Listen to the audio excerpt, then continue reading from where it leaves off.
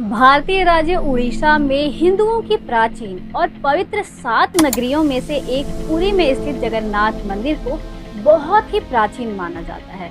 यहाँ पर प्रतिवर्ष आषाढ़ माह के शुक्ल पक्ष की दूज से रथ यात्रा प्रारंभ हो जाती है, जिसमें शामिल होने के लिए देश विदेश से लाखों भक्त आते हैं। तो चलिए जानते हैं इस जगह और मंदिर के बारे में 25 रोचक जानकारियाँ। नमस्कार दोस्तों, तो एक बार फिर से स्वागत है आप सभी का हमारे YouTube चैनल पर और आप देख रहे हैं द मिस्टीरियस वर्ल्ड। तो फटाफट हम जान लेते हैं कि ये मंदिर आखिर बना कब था। इस मंदिर को सतयुग के राजा इंद्रद्युम्न ने बनवाया था। समय समय पर इस मंदिर का जीर्णोद्धार होता रहा है। इस मंदिर का सबसे पहला प्रमाण महाभारत के वन पर्व में मिलता है। वर्तमान में जो मंदिर है वह 7वीं सदी में बनाया गया था। हालांकि इस मंदिर का निर्माण ईसा पूर्व में भी हुआ था। यहाँ स्थित मंदिर 3 बार टूट चुका है। 1174 ईस्वी में ओडिशा शासक अनंग भीमदेव ने इसका जीर्णोद्धार करवाया था। मुख्य मंदिर के आसपास लगभग 30 छोटे बड़े मंदिर स्थापित किए गए हैं। नीलमाधव कौन थे? ब्रह्म और स्कंद पुराण के अनुसार यहाँ भगवान विष्णु पुरुषोत्तम नीलमाधव के रूप में अवतरित हुए और सवर जनजाति के परम पूजित देवता बन गए। ज्येष्ठ पूर्णिमा से आषाढ़ पूर्णिमा तक सवर जाति के दैतापति जगन्नाथ जी की सारी रीतियां करते हैं। श्री हरि विष्णु पूजे गए श्री राम के रूप। पुरुषोत्तम हरि को यहाँ भगवान राम का रूप माना गया है। रामायण के उत्तर कांड के अनुसार भगवान राम ने रावण के भाई विभीषण को अपने इक्ष्वाकु वंश के कुल देवता भगवान जगन्नाथ की आराधना करने को कहा। आज भी पुरी के श्री मंदिर में विभीषण वंदापना की परंपरा कायम है। बाद में नीलमाधव को श्री हरि विष्णु के 8वें अवतार श्री कृष्ण के रूप में पूजा जाने लगा। साथ ही उनके बड़े भाई बलभद्र और बहन सुभद्रा को भी पूजा जाने लगा। इसके पीछे भी एक कथा है। स्कंद पुराण के अनुसार पुरी एक दक्षिणवर्ती शंख की तरह है और यह 5 कोस यानी कि 16 किलोमीटर क्षेत्र में फैला हुआ है। माना जाता है कि इसका लगभग 2 कोस क्षेत्र बंगाल की खाड़ी में डूब चुका है। इसका उदर है समुद्र की सुनहरी रेत, जिसे महोदधि का पवित्र जल धोता रहता है। सिर वाला क्षेत्र पश्चिम दिशा में है, जिसकी रक्षा महादेव करते हैं। शंख के दूसरे घेरे में शिव का दूसरा रूप ब्रह्म कपाल मोचन विराजमान है। माना जाता है कि भगवान ब्रह्मा का एक सिर महादेव की हथेली से चिपक गया था और वह यहीं पर आकर गिरा था। तभी से यहाँ पर महादेव की ब्रह्म रूप में पूजा होने लगी। शंख के तीसरे वृत्त में माँ विमला और नाभि स्थल में भगवान जगन्नाथ रथ सिंहासन पर विराजमान हैं।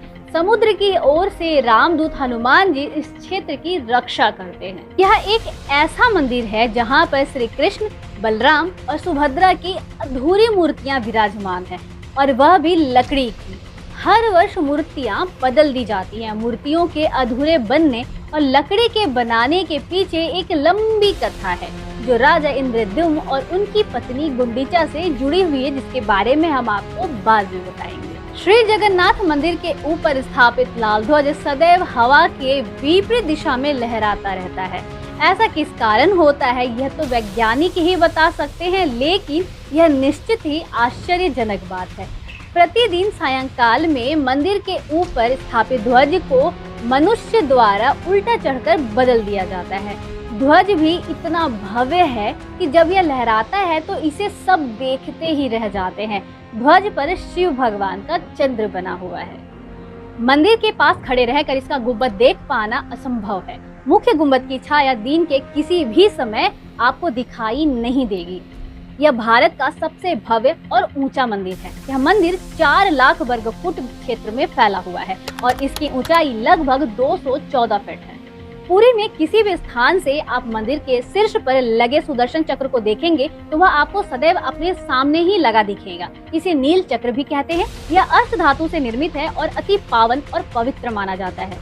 सामान्य दिनों के समय हवा समुद्र से जमीन की तरफ आती है और शाम के दौरान इसके विपरीत। लेकिन पुरी में इसका जस्ट उल्टा होता है। अधिकतर समुद्री तटों पर आमतौर पर हवा समुद्र से जमीन की ओर आती है, लेकिन यहाँ हवा जमीन से समुद्र की ओर जाती है। मंदिर के ऊपर गुंबद के आसपास अब तक कोई पक्षी उड़ता दिखाई नहीं दिया। इसके ऊपर से विमान तक नहीं उड़ता। मंदिर के शिखर के पास पक्षी उड़ते नजर नहीं आते, जबकि देखा गया है कि भारत के अधिकतर मंदिरों के गुंबदों पर पक्षी बैठ जाते हैं या फिर आसपास उड़ते हुए नजर आते हैं। हालांकि यह भी कहा गया है कि जिस भी दिन ऐसी घटना घटेगी, समझ जाना कि अशुभ समय प्रारंभ हो गया है। 500 रसोइये 300 सहयोगियों के साथ बनाते हैं भगवान जगन्नाथ जी का प्रसाद। लगभग 20 लाख भक्त कर सकते हैं यहाँ भोजन। मंदिर के अंदर पकाने के लिए भोजन की मात्रा पूरे वर्ष के लिए रहती है। प्रसाद की एक भी मात्रा कभी भी व्यर्थ नहीं जाती। कहा जाता है कि मंदिर में प्रतिदिन प्रसाद 20,000 लोगों के लिए ही बनाया जाता है, लेकिन त्योहार वाले दिन 50,000 लोगों के लिए बनाया जाता है। लेकिन कहा जाता है कि यदि किसी दिन लाखों लोग भी आ जाएं, तो भी वह प्रसाद ग्रहण करके ही जाते हैं। है ना बड़ा अजीब सी बात।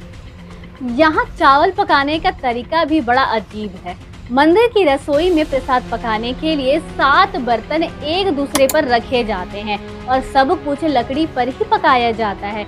इस प्रक्रिया में शीर्ष बर्तन में सामग्री सबसे पहले पकती है और फिर क्रमशः नीचे की तरफ एक के बाद एक पकती चली जाती है। अर्थात सबसे ऊपर रखे बर्तन का खाना सबसे पहले पक जाता है। है ना चमत्कार वाली बात। समुद्र की ध्वनि के बारे में अब हम जानते हैं। मंदिर के सिंह द्वार में पहला कदम प्रवेश करने पर ही, यानी कि मंदिर के अंदर कदम रखते ही आप सागर द्वारा निर्मित किसी भी ध्वनि को नहीं सुन पाएंगे। लेकिन आप जैसे ही मंदिर के बाहर कदम को पार करते हो, आप इस ध्वनि को सुन सकते हो। इसे शाम के समय में स्पष्ट रूप से अनुभव किया जा सकता है। बाहर की दुर्गंध भी इस मंदिर के अंदर नहीं आती। इसी तरह मंदिर के बाहर स्वर्ग द्वार है, जहाँ पर मोक्ष प्राप्ति के लिए शव जलाए जाते हैं। लेकिन जब आप मंदिर से बाहर निकलेंगे, तभी आपको लाशों के जलने की गंध महसूस होगी। मंदिर के अंदर आपको इसकी जरा सी भी गंध नहीं मिलने वाली। यहाँ श्री कृष्ण को जगन्नाथ कहते हैं। जगन्नाथ के साथ उनके बड़े भाई बलभद्र यानी कि बलराम, बहन सुभद्रा विराजमान है। तीनों की ये मूर्तियां काष्ठ यानी कि लकड़ी की बनी हुई है। यहाँ प्रत्येक 12 साल में एक बार ऐसा होता है जब प्रतिमा का नव कलेवर किया जाता है।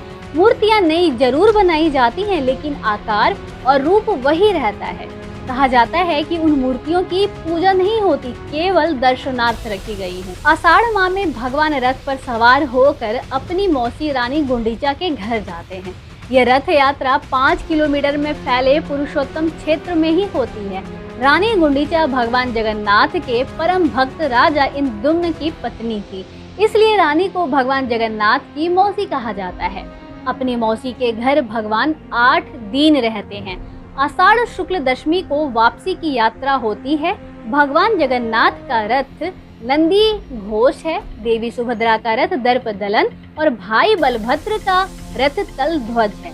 पुरी के गजपति महाराज सोने की झाड़ू बुहारते हैं, जिसे छेरा पैररन कहते हैं। माना जाता है कि 3 बार समुद्र ने जगन्नाथ जी के मंदिर को तोड़ दिया था।